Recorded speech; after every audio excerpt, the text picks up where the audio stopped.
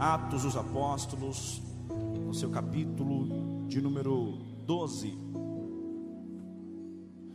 Atos capítulo 12, verso 1 em diante, escrito está. A minha tradução é a King James Fiel de 1611. A que está aqui no telão é Ara, está ali. Ora, naquele tempo, o rei Herodes estendeu as suas mãos para maltratar alguns da igreja. E matou Tiago, irmão de João, à espada, e ele, vendo que isso agradara aos judeus, prosseguiu e também tomou a Pedro, e eram os dias de pães asmos. E havendo-o prendido, ele o colocou na prisão, entregando-o a 4 quaternos de soldado para que o guardassem, querendo apresentá-lo ao povo depois da Páscoa. Portanto, Pedro estava guardado na prisão, mas a igreja... para de graça. Portanto, Pedro estava guardado na prisão, mas a igreja fazia contínuas orações por ele a Deus. E quando Herodes estava para trazê-lo, nesta mesma noite, Pedro estava dormindo entre 2 soldados, preso com 2 correntes, e os guardas diante da porta guardavam a prisão. E eis que o anjo do Senhor veio sobre ele e resplandeceu uma luz na prisão. E tocando a Pedro no lado, o despertou dizendo: levanta-te depressa. E logo caíram-lhe das mãos as correntes. E disse-lhe o anjo: se veste, calça as sandálias. E assim ele o fez. E disse-lhe: lança a tua capa sobre as tuas costas e segue-me. O verso 7, por gentileza. O anjo vai tocar Pedro no lado e despertar, dizendo: levanta depressa. Será que você pode repetir? Levante depressa. 1, 2, 3. E logo caíram-lhe das mãos as correntes. E disse-lhe o anjo: se veste, diga, se veste. Se veste. Calça as suas sandálias, a igreja. E assim ele o fez. E disse-lhe: lança a tua capa, diga, capa, nas costas e segue-me. Você pode se assentar louvando a Deus com palmas bem alegres.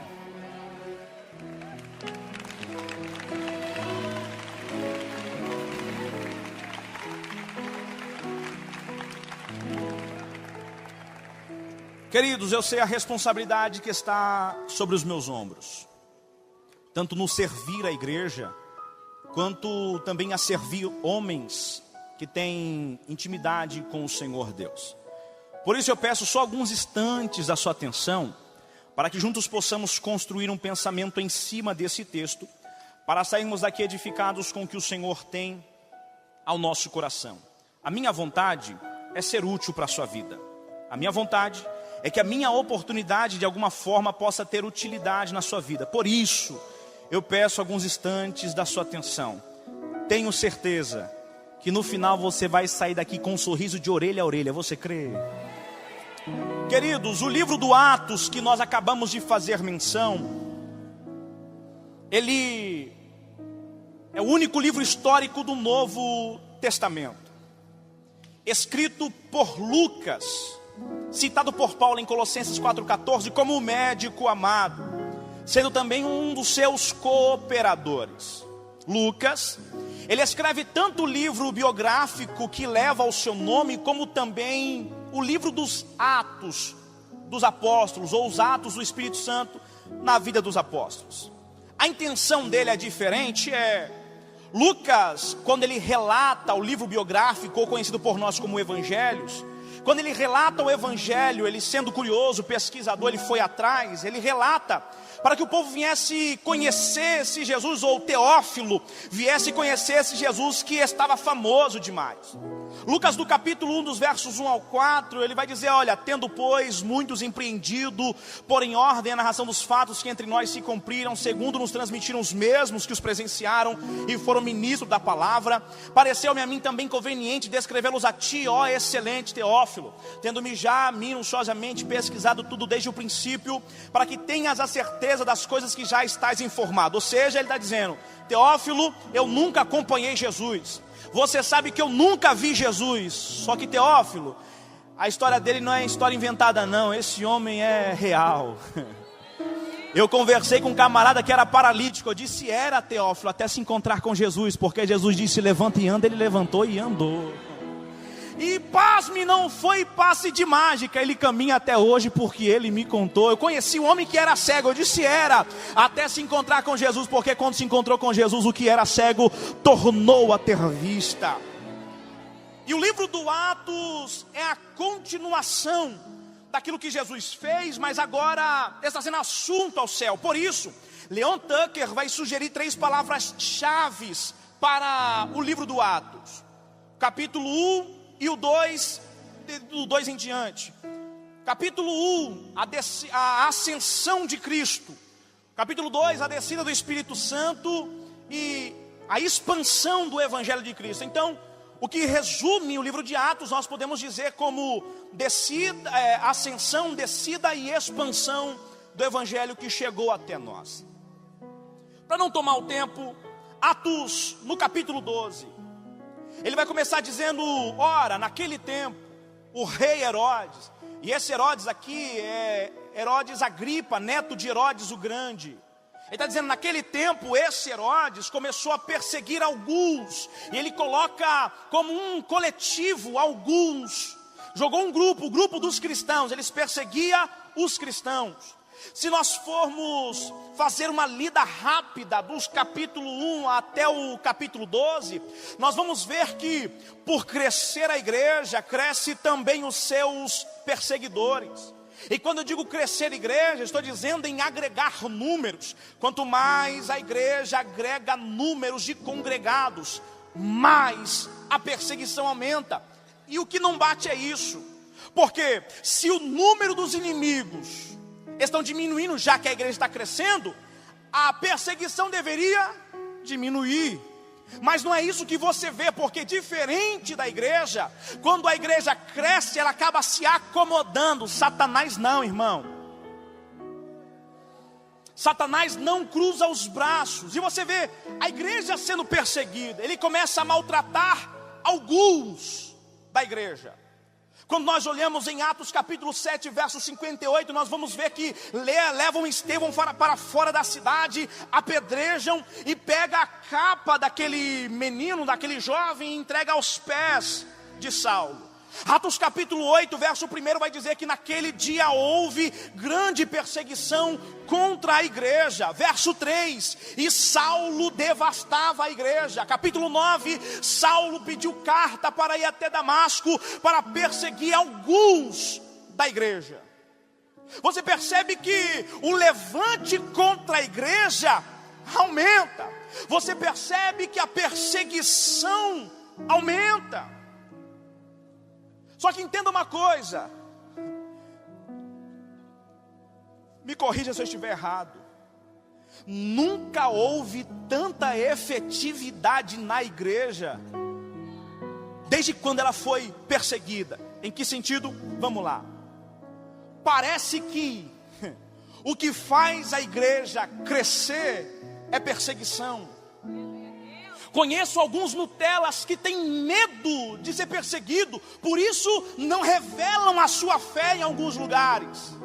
Só que entenda, nada mais é efetivo para crescimento da igreja quanto a perseguição. Mas a perseguição mata, mas cresce. Mata alguns, mas geram vidas em outros. O que é efetivo para crescimento da igreja é perseguição. Quanto menos a igreja é perseguida, menos ela cresce, porque se acomoda. Mas quando a igreja ela é apontada, quando a igreja é perseguida, aí você vê algo diferente, irmão. Você vê ela crescendo, porque perseguição não para crente que conheceu a Deus. Vamos para a Bíblia, Atos capítulo 5, verso 41. Eles acabaram de apanhar em praça pública, estão todos marcados, ensanguentados. Só que o texto no verso 51 vai dizer: retiraram-se pois do concílio, regozijados regozijando-se de terem sido achados dignos de padecer pelo nome de Jesus. Porque perseguição não para crente, mas perseguição, irmão, entenda uma coisa: Jesus te chamou dizendo: vocês serão odiados por causa do meu nome, vocês serão perseguidos por causa do meu nome, mas aquele que perseverar até o fim.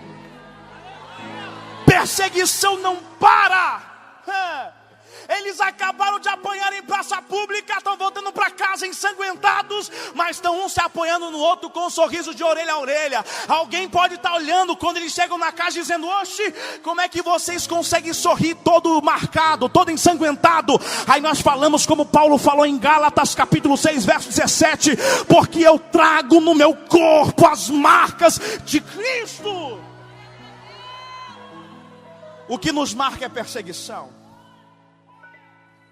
O que faz a igreja crescer? Perseguição. O que faz você ir longe, irmão? Perseguição. Um ministério afrontado, esse é o ministério que Deus vai fazer questão de levar longe. Porque a afronta não para crente. Pelo contrário, deveria dar ânimo para continuarmos. Só que do verso 1 para o verso 2 muda muita coisa. Porque o texto diz, no versículo 1, que ele perseguia a alguns da igreja. Tudo bem, esse alguns nós podemos colocar como só os apóstolos. Mas eu quero ir além. Ele perseguia um grupo específico. Aí verso 2, matou Tiago, irmão de João, a espada. Verso 3, e ele vendo que isso agradara aos judeus, prosseguiu e também tomou a Pedro. Você percebe que o foco dele agora vai mudar. Porque uma coisa é eu perseguindo um grupo. Porque um vai olhar para o outro e vai dizer: ninguém solta a mão de ninguém. Só que ele vai mudar o foco de perseguir alguns para perseguir os específicos. Por quê? Ele vai começar a perseguir os líderes, os apóstolos, ou seja, os líderes da igreja. Perceba que a perseguição ela muda o foco, ou muda o foco da perseguição. E porque ele começa a procurar os líderes? Simples. Se você me perguntasse: pregador, por que é que ele mudou o foco de perseguir o povo para começar a perseguir o líder? Eu te responderia: destruindo o rei, o reino cai. Destruindo o imperador, o império cai. Destruindo o líder, os liderados caem. Destruindo os influenciadores, os influenciados caem. Porque destruindo o cabeça, o corpo perece. Esse Herodes não é bobo. Eu tenho certeza que ele viu o que o avô, os pais fizeram. Porque quando nós olhamos em Atos no capítulo 5, Gamaliel vai se levantar para defender defender não. Ele vai se levantar e vai colocar uma opinião dizendo: olha, acautelai-vos com o que vocês vão fazer com esses homens a quem vocês estão perseguindo. 36, porque antes desses dias levantou-se Teudas, dizendo ser alguém. A este ajuntou o número de uns 400 homens, e quando o qual foi morto, os que lhe deram ouvidos foram dispersos e reduzidos a nada. No capítulo 5 ainda, verso 37, depois destes se levantou Judas o Galileu. Nos dias do alistamento, levou sobre si, ou levou um grande povo após si, mas também ele perecendo, e todos os que lhes deram ouvidos foram dispersados. Em outras palavras, Gamaliel está dizendo: olha, é simples, se essa obra é de Deus, não tem como nós pararmos. Mas se não for, espera o líder morrer. Esse Herodes, acredito eu, que estava pensando do mesmo jeito. Então vamos no cabeça. Porque se o líder apanha sozinho, os liderados vão dizer: eu tô fora. Apanhar igual ele, não, tô fora. Então ele começa a mudar o foco de perseguição. Ele vai perseguir, vai começar a perseguir os líderes, porque ele entendeu: mata o cabeça. Só que você percebe que Pedro está tranquilo. E havendo-o prendido, colocou na prisão, entregando a 4 quaternos de soldado para que apresentasse ao povo depois da Páscoa. Portanto, Pedro era guardado na prisão, mas a igreja fazia contínuas orações por ele a Deus. E quando Herodes estava para trazê-lo nessa mesma noite, Pedro estava dormindo. Você percebe que ele, sabendo que é um alvo de perseguição, como que ele consegue descansar em paz? Então eu não acho, irmão, posso estar equivocado, mas eu não acho que Pedro dormiu porque tinha certeza de salvação. Porque que egoísmo é esse? Eu tenho salvação, eles que se virem. Os meus liderados que se virem. Não, eu não vejo por essa ótica. E nem vejo aquela ótica dizendo, porque ele tinha a promessa que não morreria tão cedo. Também não vejo por essa ótica. Então tá, por que é que Pedro descansa em paz, sabendo que já já vai morrer? E os seus liderados vão ficar com quem, pelo amor de Deus? Porque os irmãos conhecem, bem sabem que quem pregava para o povo ou para a igreja daquele tempo eram só os apóstolos. Aí você fala, não, Estevão é diácono e prega também. Mas quem ensinou? Quem deu aula? Quem instruiu? E por que só os apóstolos pregam então? Porque eles aprenderam com o Cristo o que deveriam pregar. Como é que eu, sem aprender de Cristo, vou pregar sobre Cristo? Então por isso que alguns em específicos eram separados para pregar, ensinar, certo? Então por que Pedro dorme? Por que é que Pedro consegue descansar em paz? Pedro consegue descansar em paz porque ele conversou com Jesus. Em Mateus capítulo 16, os versos 13 ao verso 18, eles acabaram de ver o milagre da multiplicação. Eles acabaram de ver Jesus multiplicando o pão, multiplicando o peixe. Alguns fariseus vão entrar no meio e vão começar a fermentar o ouvido deles, dizendo, sei não, mas o Senhor Jesus não deve estar com tudo isso não. Porque se ele tivesse, ele não pediria para você colocar todos os cestos dentro do barco. Porque já que ele multiplica, ele poderia levar só um e multiplicar para vocês depois. Não tem todo esse poder. Aí os discípulos vão ficar pensando, é mesmo, né? Se Jesus poderia multiplicar, por que ele está mandando nós colocar todos os cestos que sobejou o pão no barco? E está estranho. Jesus, sabendo os pensamentos deles, vão levar eles para Cesareia de Filipe. E em Cesareia de Filipe é onde estava o maior templo romano. Aí Jesus, acredito eu, que diante do templo, ou próximo ao templo, vai perguntar para ele, quem dizem os homens que eu sou? Um levanta a mão dizendo, eu sei, hein? O Senhor é... Alguns aí estão dizendo que o Senhor é Jeremias. Aí outro levanta a mão dizendo, não, mas eu ouvi dizer que o Senhor é João Batista. Não, mas por onde eu andei, eu ouvi dizer que ele é Elias. Aí algum vai dizer, não, mas eu ouvi dizer que ele é um dos profetas. E um dos profetas aqui está associado a milagre que faz. Por quê? Porque quem operava milagre no Antigo Testamento era profeta. Vê Elias. Elias é o que multiplica pão, a farinha e o azeite. Elias faz a criança, a viúva ressuscitar. Elias faz fogo cair do céu. Elias, ele faz voltar a chover. Então o profeta está sempre associado a milagre que faz. Então o que os discípulos estão dizendo para Jesus quando Jesus pergunta, o que eles dizem que eu sou? Aí eles estão dizendo, olha, uns estão dizendo por aí que o Senhor se parece muito com Elias, com Jeremias, ou alguém que faz milagre, um dos profetas que faz milagre. Só que o Senhor, ele não tem dúvida de quem ele é, ele sabe quem ele é.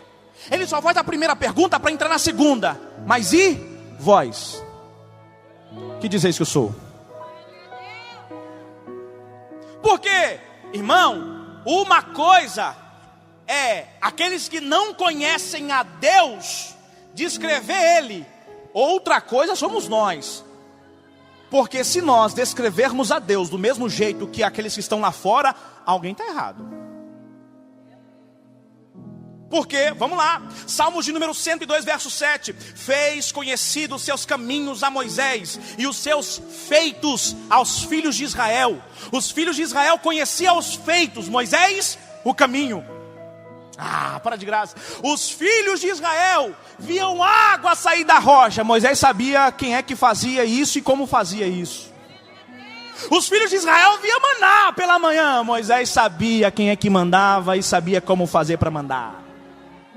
Porque uma coisa é Moisés, que tem intimidade, ele conhece diferente. Opa, Jesus pergunta, o que é que eles acham de mim? Eles acham que o Senhor abre porta. Eles acham que o Senhor cura. E se fizer uma campanha, eles são curados. É isso que eles acham. Aí o Senhor diz, beleza, eles e vós. Aí nós vimos a mesma métrica. O Senhor cura, o Senhor abre porta. Sério mesmo? Que eu conheço o Jesus igual o ímpio conhece? Alguém está errado. E por que alguém está errado? Quem dizem que eu sou? Alguém que opera, alguém que faz, alguém que age. E vocês? Ninguém responde. Mas a graça alcança Pedro e revela para Pedro quem Jesus é. Aí Pedro levanta a mão dizendo, eu sei. Quem eu sou? O Senhor é o Cristo, o Filho do Deus vivo. Ele disse bem, mas baixa a bola que o Espírito deve te revelar também. Você também não me conhecia. Não entendi, pregador. Você falou, não falou nada. E aí? Uma coisa é como eles conhecem, outra coisa é como nós conhecemos. Por quê? É Jeremias, é Elias, João Batista, um dos profetas. Mas e vocês? A graça alcançou, o Senhor é o Cristo. Vamos lá, irmão. Olha o que eles estão dizendo. Eles dizem por aí que o Senhor abre porta. Está errado? Não. Eles dizem por aí que o Senhor cura. Está errado? Não.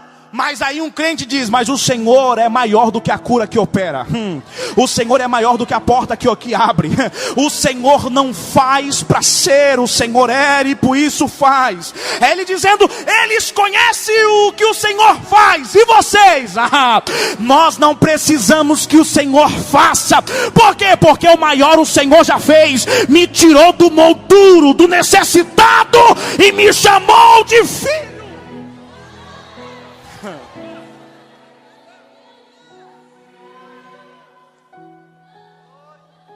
Porque eles dizem, eu preciso do milagre. E se não der? Vou procurar na Umbanda, vou procurar em algum lugar. Porque eu não quero saber dele, eu quero o que ele tem. Aí discípulo não. Discípulo sabe quem Jesus é. Diz, eu não estou contigo só por aquilo que o Senhor tem. Eu estou contigo por aquilo que o Senhor é.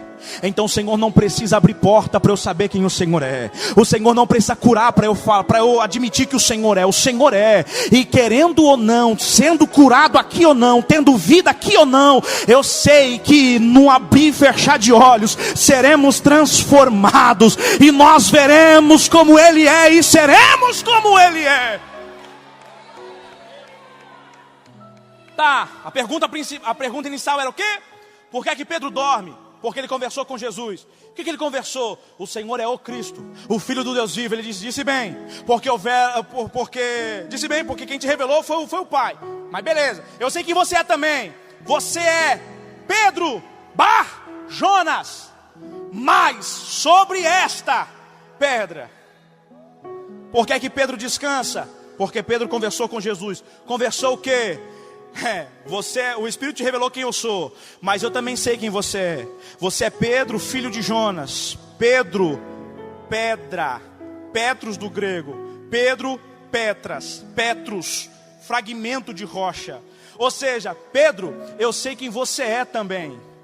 E se eu deixar a minha igreja em cima de você, ela cai. Se eu deixar a minha igreja em cima de você, ela perece. É por isso, Pedro, que sobre esta pedra eu edificarei a minha igreja, e as portas do inferno não prevalecerão contra ela. Porque é que Pedro dorme em paz? É porque Paulo diz em 1 Coríntios capítulo 12, nós somos um corpo corpo, ainda que seja por diversos membros, cada membro se conecta a esse corpo. Mas vamos lá, qual que é o mais importante? Os membros aparentes ou os órgãos internos? Eu respondo, nenhum. Os dois são importantes, porque o que seria os membros aparentes sem os órgãos internos, e o que seria os órgãos internos sem os membros aparentes? O problema é que eu acho que só porque eu sou pregador, sou melhor do que quem canta, sou melhor do que quem não canta, mas ora, é ele dizendo, calma Gabriel, nós fazemos parte do mesmo corpo, cada um com a sua função, mas a função de todos é fazer esse corpo prosseguir andando. Calma Gabriel, você não é mais importante porque você é o braço, você não é mais importante porque você aparece, você não é mais importante porque você é a perna, não, nós somos um corpo, vários membros em um corpo conectado. Mas quer saber quem é o importante, Gabriel? Colossenses 1,17, mas ele é antes de todas as coisas, e nele todas as coisas subsistem, porque ele é o cabeça do corpo da igreja. Ou seja, é ele dizendo, abaixo da cabeça nós todos estamos conectados para esse corpo prosseguir. Mas entenda uma coisa, o nosso cabeça morreu, ressuscitou e não morre mais. Alguém está olhando e está dizendo, Pedro, já era para você, porque você vai morrer e a igreja vai parar. Pedro dorme em paz, porque ele diz, eu não sou mais importante, morrendo eu, ele levanta outro, mas a igreja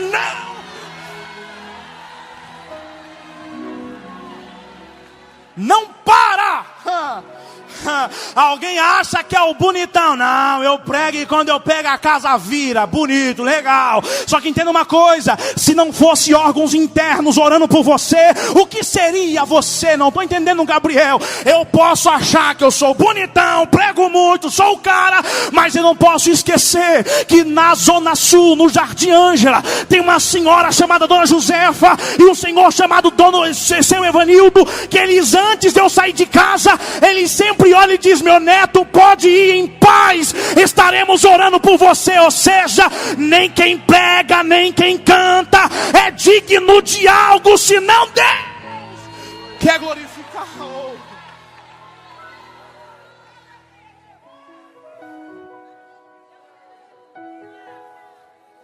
Porque Pedro descansa, não é porque ele tem certeza de salvação, não é porque Deus prometeu que ele seria... Não. Ele descansa porque ele diz, não vai parar. Pode morrer eu. Deus levanta outro, mas a igreja não para. Porque a igreja tem um dono e ela é guiada, é cuidada por esse dono. E por isso que nós não perecemos, não cederemos à pressão externa, porque sabemos quem está conosco. Aí eu vejo Eliseu, dizendo, Senhor, abre os olhos desse jovem. Aí o jovem, quando abre os olhos, ele vê o exército e diz, eu estava com medo até os meus olhos abrir. Por quê? Porque muitos são os que estão conosco do que aqueles que vêm contra nós. Ou eu vou com João, na sua primeira carta, que ele diz, maior é aquele que está conosco do que aquele que vem contra nós.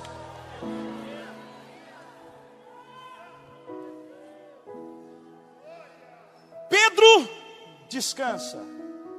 A igreja, ela é perseguida, será perseguida, vai parar? Não vai. Mas eu conheço alguns aí que foram perseguidos e largaram a fé, porque não conheceram Jesus. Irmão, isso é muito pesado. É pesado, porque é sério mesmo, que eu vou deixar a sua fala contra a minha vida ser maior do que a fala dele a favor da minha vida? É Pedro olhando e dizendo assim, mais importa obedecer a Deus do que aos homens. Mas enfim, continuamos. Você percebe que o foco da perseguição muda. Pode mudar foco de perseguição, a igreja não para. Perseguindo o líder ou não, a igreja não para. Só que o interessante é que, havendo-o prendido, colocou em uma prisão, entregando a 4 quaternos de soldado para que o guardassem, querendo apresentá-lo ao povo depois da Páscoa. Verso 5. Pedro, pois, era guardado na prisão, vírgula, mas a igreja. Oh, glória.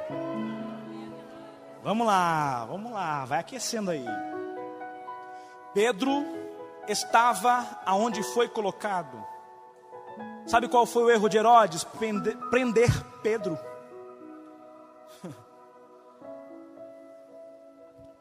Por quê? Vamos em partes aqui. Pedro, ele é colocado na prisão. E quando ele é colocado na prisão, vírgula, tem uma igreja que está orando. Na casa da irmã Maria, mãe de João Marcos. Tá, aonde isso é importante. Ele prendeu o pregador, mas não prendeu os oradores. Ele prendeu quem prega, mas não prendeu quem ora. Sabe qual que é o problema de Herodes? É que Herodes está dizendo, calma aí, ele está pregando muito. Se a gente colocar ele na prisão, não tem mais como ganhar almas. Porque ele preso, acabou. O problema, irmão, é que ele está prendendo quem aparece. Ele prende o pregador, porque para ele o pregador é o mais ameaçador. Mas foi errado, ele tinha que ter prendido a igreja inteira. Porque ele prende dizendo, agora acabou, já vamos matar, quero ver quem é que vai pregar. Ele prendeu quem pregava, mas não prendeu quem orava. Qual que é o problema disso? É que ele prendeu quem falava com o povo, mas não prendeu os que falavam com Deus. Ele prende quem prega, mas não prendeu quem ora. E qual que é o problema? Ele não pode pregar, mas tem uma igreja que está livre, oh glória, e eles podem orar. Ele prendeu o pregador está isolado, está preso, não pode pregar, a não ser como soldados. Mas Pedro resolveu dormir em vez de pregar. Ele, olha lá, irmão, o pregador na hora da prova resolveu dormir, mas a igreja, que entre aspas não tinha nada a ver com isso, resolveu passar madrugada em claro de joelho, oh glória. Ele prende o que prega, mas não prende os que oram. Qual que é o problema disso? O problema é que ele pode até parar o pregador de falar com o povo, mas eu quero ver o povo de joelho falando com Deus, se não tem poder. Oh aleluia, oh aleluia, aleluia. A oração, irmão, é efetiva. Ele prende quem prega, mas a oração dos livres é quem vai libertar o preso também. Vou repetir para você guardar no seu coração. Ele prende quem prega, mas os livres de joelhos é que vão orar para o preso também ser livre.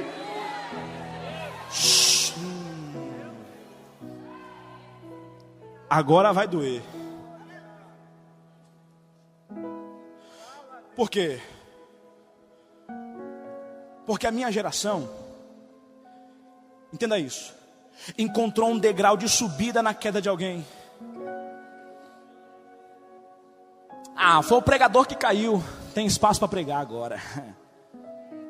O pastor caiu, tem cadeira de pastor livre, sou o próximo. O líder caiu, está preso, né? Foi fazer coisa errada, tem que ir lá para lá mesmo. Agora tem vaga na liderança. Porque minha geração encontrou um meio de se elevar na queda de alguém. Porque já não olha mais uns para os outros dizendo, nossa, prega muito, me inspiro nele, mas eu não prego igual ele, então o que eu faço? Vou invejar. Oxi. E tem outra coisa para fazer, a não ser invejar? Só que a igreja de Atos me ensina coisa diferente. Pedro caiu. A igreja livre poderia orar dizendo, sobrou vaga de pregador. Apóstolo está preso, vai morrer já já. Tem 2 vagas, de Tiago, agora é de Pedro. A igreja disse, não, Senhor, a gente não ensina como Pedro ensina. Solta Pedro. A gente não prega como Pedro, então solta Pedro para ele voltar a pregar. A gente não canta como ele, então levanta ele para voltar a cantar. A gente não ministra como ela, então levanta ela para ministrar. A gente não sabe liderar o grupo como ele lidera, então Senhor, levanta ele para ele voltar a liderar essa igreja. Por quê? Porque, irmão, entenda uma coisa: Deus coloca dom em cada um segundo ele acha útil. Se ele achou utilidade em mim, pregar, em você, orar, contente-se com o seu dom. É que ele viu as suas orações e colocou em você. A igreja está dizendo: Senhor, eu não prego como Pedro, então solta Pedro para ele voltar. A igreja se desgastava dizendo: caiu, já era. Não, a igreja dizia: caiu, mas Senhor, nós sabemos que o Senhor pode levantar. Está preso, mas Senhor, nós sabemos que o Senhor pode soltar. Está passando por crise, Senhor, mas o Senhor ainda é socorro bem presente na nossa angústia.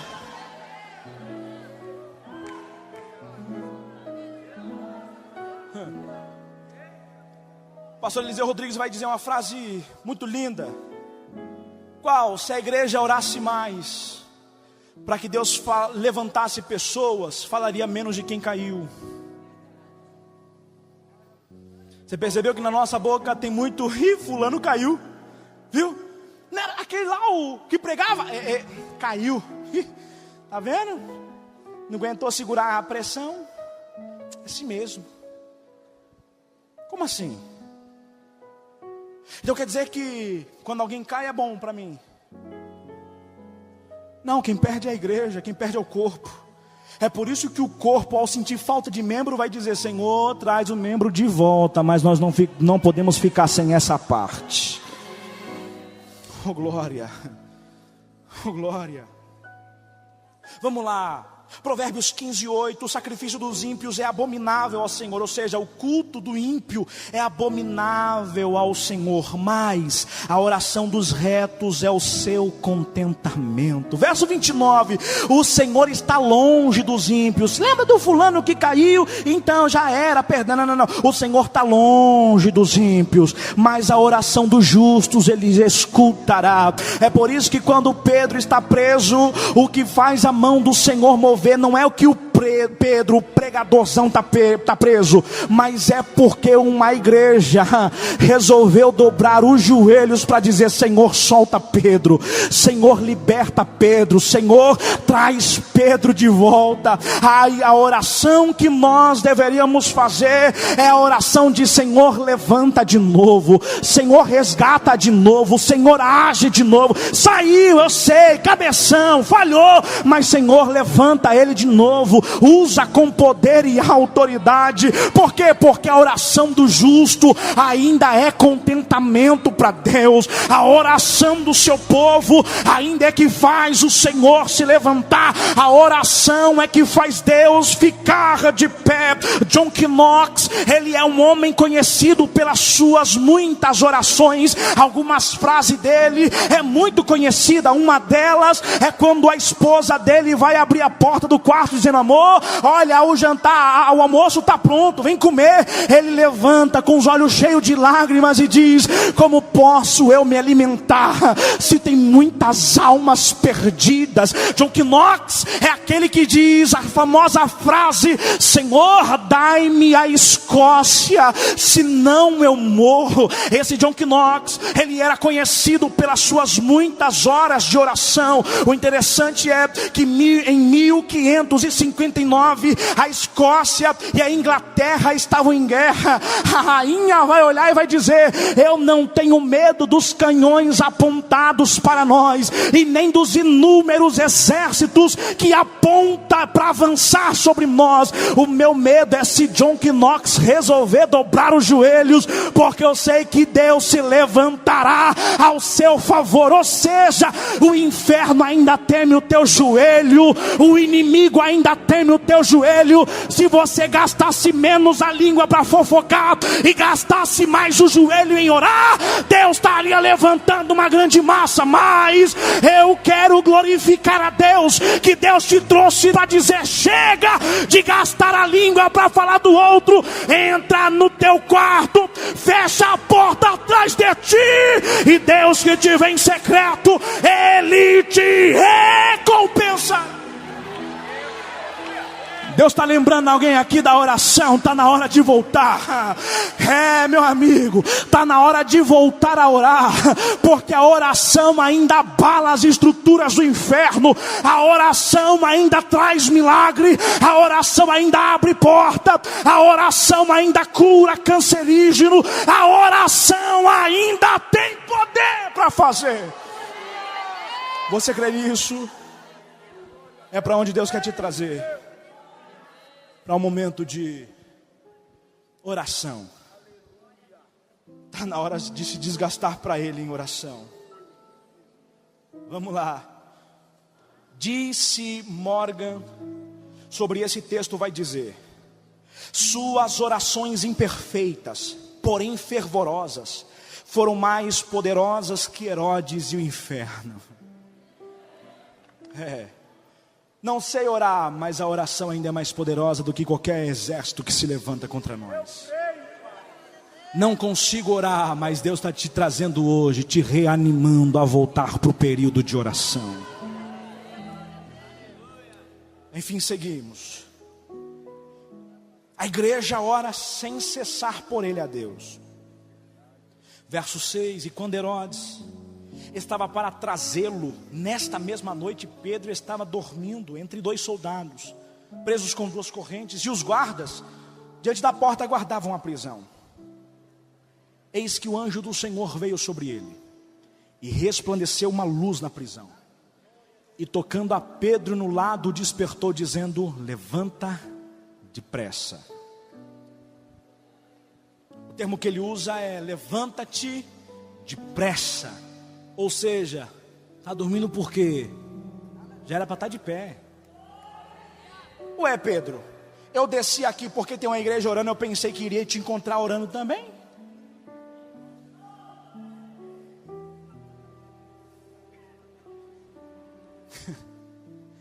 Mas não, levanta depressa. O interessante é que na hora que foi dito, levanta depressa, na mesma hora, as correntes caíram. Quais ensinamentos que a prisão trouxe para Pedro? Levantar depressa, se vestir, calçar os pés, lançar a capa nas costas e seguir. O interessante é que quando o anjo vem dizendo: levanta-te depressa, as correntes caem na hora. Aí o anjo não vai esperar Pedro, ele quer tirar Pedro logo dali.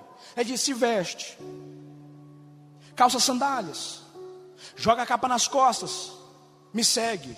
Aí o texto vai dizer que Pedro está passando pela quarentena de soldados, pelo quaternos de soldados. Passa por um, passa por outro, e tinha um portão de ferro. Quando ele chega diante do portão de ferro, o portão abre por si só. O que eu aprendo com isso? Alguém olha e diz: pregador, já faz 10 anos que eu estou na mesma situação. Na minha opinião, você ainda não aprendeu nada com essa situação. Porque qual que é a senha para eu sair da prisão? É entender o que ela quer me ensinar. Opa, a prisão veio me mostrar que não dá para continuar deitado, eu tenho que levantar depressa. Veio me ensinar que não dá para ficar sem roupa, eu tenho que me vestir. Nem ficar descalçado, tenho que me vestir, tenho que calçar os pés. Tenho que lançar a capa, ministério nas costas e seguir. Presta atenção. Essa situação, essa aflição que você está passando, o que você aprendeu dela? Vamos lá. Eu consigo colocar 3 motivos para você estar passando por essa crise. 3. Ou seja, eu consigo resumir a sua situação em apenas 3 porquês. O primeiro: essa crise, talvez quem mandou foi Deus. Mas se Deus manda a crise, Ele que se responsabiliza de te cuidar nela, ou de cuidar de ti nela. Se Deus mandou a crise, irmão, fique em paz. Deus te tira. Deus fechou a porta eu tenho certeza que não vai ficar uma conta sem ser paga. Não vai ficar um dia sem se alimentar. Primeiro, quem colocou a crise? Deus. Então Ele cuida. Segundo, o diabo se levantou. Terceiro, a culpa é sua. Só que, irmão, vou ser sincero com os irmãos, eu não quero agir com a segunda hipótese, de que o diabo se levantou. Espera lá, como assim o diabo se levantou? Então quer dizer que a porta que Deus abre ninguém fecha, ou ninguém conseguiu fechar? Então, a minha Bíblia, eu não sei a minha Bíblia diz que aqueles que são feitos filhos de Deus, ou seja, eu levantei a mão, aceitei, sou filho de Deus. Aqueles que são feitos filhos de Deus, o maligno não toca. Calma aí, o diabo está conseguindo ter ação na minha história? Então, perdão, a culpa não é nem do diabo, é sua. De deixar ele bagunçar na sua vida sem você fazer nada. Então vamos descartar essa hipótese, não é o diabo. Então quem é? De duas ou uma, ou é Deus ou a culpa é sua. E problema que você se enfia, Deus não te tira. Porque ninguém mandou você entrar por aí. Entrou porque quis. Problema que Deus te enfia, Deus te tira. Problema que você se enfia, você que se vire disso aí. Por quê? Porque eu falei para ir para um lado, foi para o outro, por quê? Quis. Ou seja, essa situação é culpa sua ou é propósito de Deus para te amadurecer? Aí você fala, irmão, e aí? Não sei, responde aí. A culpa é de Deus, então fique em paz, Deus te tira. Tá, mas fui eu. Sai logo daí. Como é que eu saio? Deus é tão bom que Ele te dá capacidade para você gerir até os problemas que você cria. Mas enfim, o que essa prisão quer te ensinar para que você saia logo dela? O que essa prisão quer te ensinar para que você saia daí? Hein? Essa situação que você está enfrentando, o que ela quer te ensinar? Para Pedro, a primeira ordem foi: levanta depressa. Por que levantar depressa? Percebe que Deus, sempre que quer fazer algo extraordinário na vida de alguém, Ele manda esse alguém se pôr de pé ou levanta-te. Para de graça, irmão. Vou profetizar de novo, posso? Sempre que Deus quer fazer algo extraordinário na vida de alguém, Ele olha para esse alguém e diz: levanta-te. Não entendeu? Levanta logo, porque eu estou doido para agir na sua vida. Você crê? Então vamos lá. Sempre que Deus quer realizar algo extraordinário, Ele olha para alguém e diz para esse alguém: levanta. Só que a ordem para Pedro não foi só se levantar, foi levantar depressa. Vamos para a Bíblia que fica mais gostoso. A Bíblia, ela é rica em Deus querer agir. E sempre que Deus quer agir, Ele pede para esse alguém se levantar. Gênesis capítulo 13, verso 17. Para o Senhor dar a terra a Abraão por herança, Ele olha para Abraão e diz: Abraão, levanta-te. Gênesis 19, 15. Para Ló escapar com vida de Sodoma e Gomorra, o anjo disse a Ló: levanta-te. Em Gênesis 35, primeiro, para Jacó edificar um altar aonde Deus lhe apareceu pela primeira vez, o Senhor disse a Jacó: levanta-te.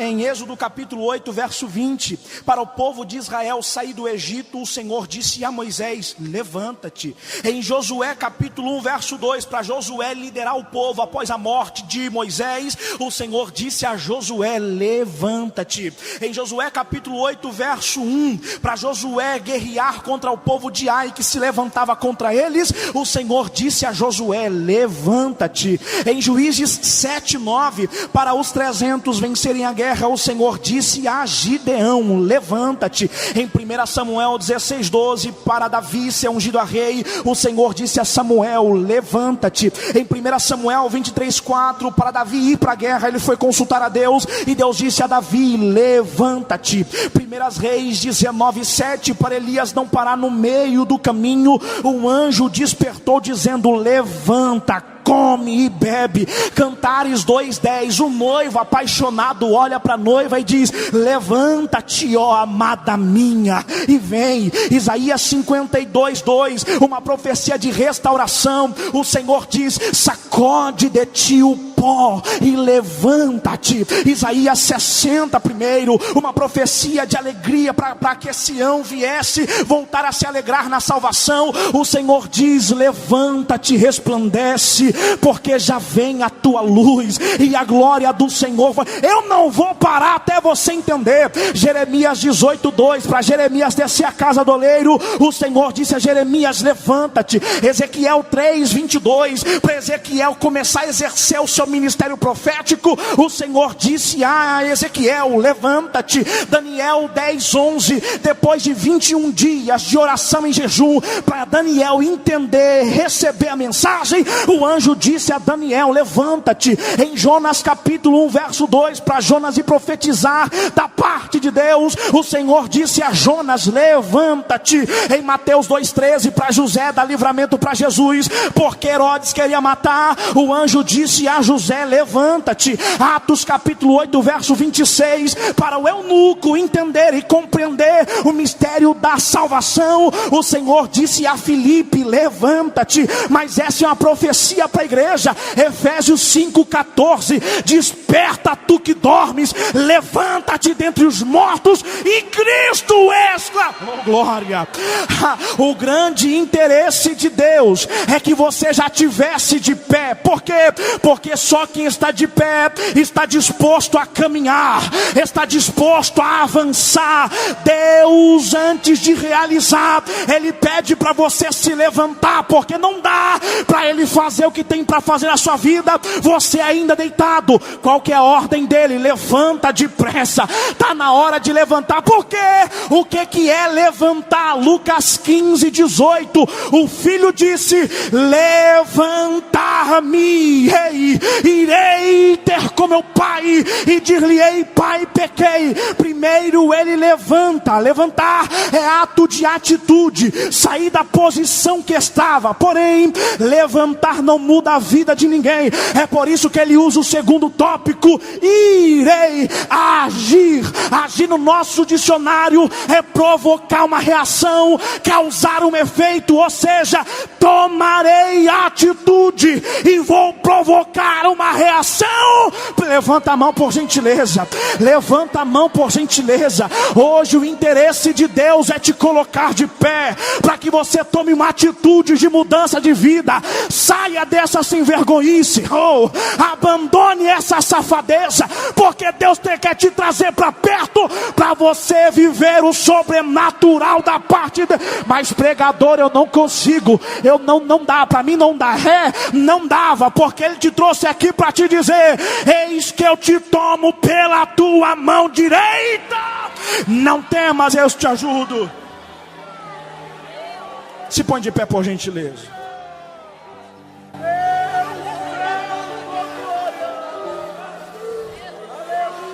Enfim, queridos, a vontade de Deus é te despertar para uma nova vida. A vontade de Deus é te despertar para você viver algo extraordinário da parte dele. A pergunta é: em 2024, quando esse ano começou, eu tenho certeza que você escreveu muitas metas, e algumas delas foram promessas que o Senhor te fez. Faça uma pergunta: o que você já viveu dela? Quarto mês, não viveu o que Deus prometeu e está tudo certo?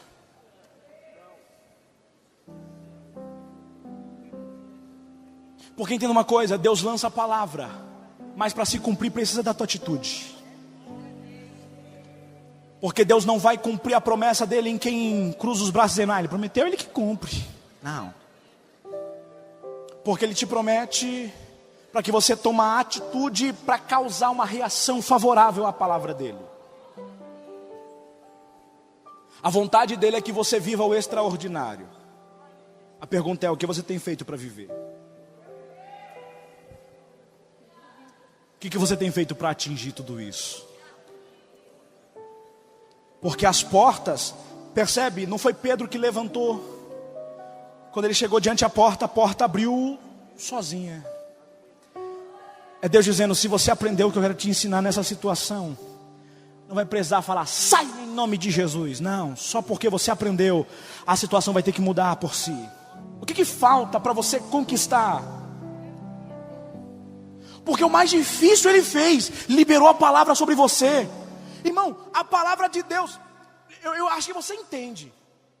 Gênesis capítulo 1, verso 3, e disse Deus haja, disse Deus, bará, do nada. O que é luz? Não sei, mas se vira para acontecer. É essa palavra que está sobre sua vida. E sério mesmo que vale viver essa vida que está vivendo? Não, tem pensamento dizendo, fala mesmo com desviado. Desviado não, irmão. Você está na igreja, que reação você causou enquanto está na igreja? Quem você frutificou estando aqui? Sério que vale viver uma vida medíocre com quem é grande? E está te chamando para mais, para viver mais. O dono dos céus te chamou de filho. Viver assim tá bom? Porque o que te prometeu está te chamando para viver. E a palavra dele hoje é: levanta depressa.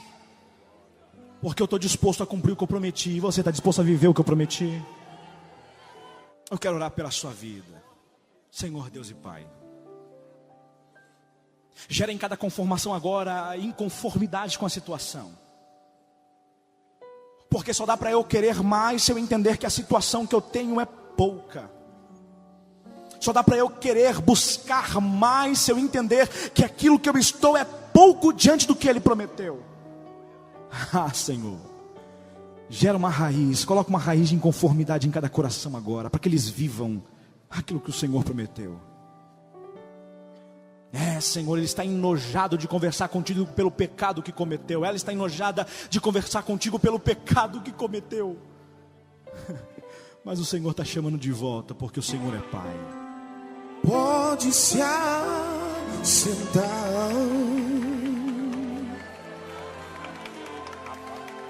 Venha, não demore, estou te esperando. Aqui é o teu lugar.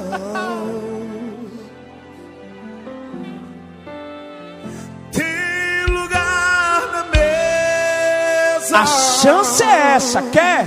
Agora, vem, Pode correndo. se assentar. Ainda tem lugar na mesa, aproveita, corre.